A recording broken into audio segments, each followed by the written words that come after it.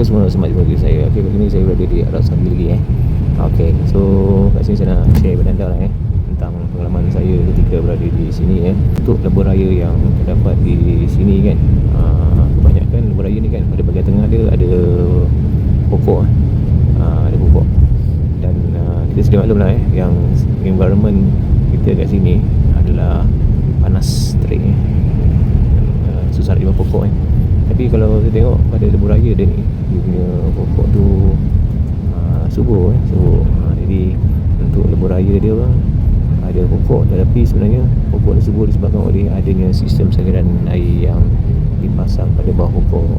Kalau awak perasan kan, kalau awak pandang betul nanti awak akan nampak ada paip hitam.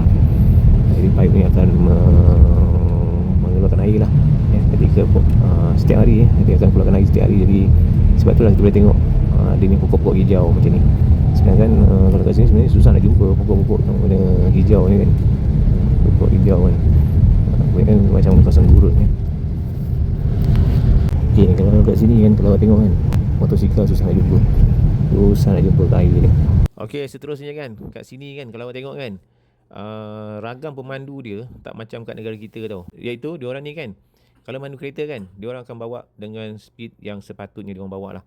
Tak macam kat lebuh raya Malaysia lah, kenderaan tersebut slow tapi duduk di lorong tengah, lorong kanan. Jadi kan dia mengganggu lalu lintas kan. Tapi kat sini memang susah nak jumpa kenderaan tersebut dia slow. Dipandu secara perlahan. Kalau limit lebuh raya tersebut 100 lah dia orang akan bawa. Lepas tu kan kebanyakan kenderaan ni dia punya speed dia konsisten. Kalau dah masuk lebuh raya tu 100 je. Kadang-kadang ada yang buat lebih. Di lebuh raya dia orang ni pun ada speed trap juga Kelebihan dia pada pemanduan adalah susah nak jumpa jalan jam. Kita tengok pada kenderaan yang berselisih kan, semua laju-laju.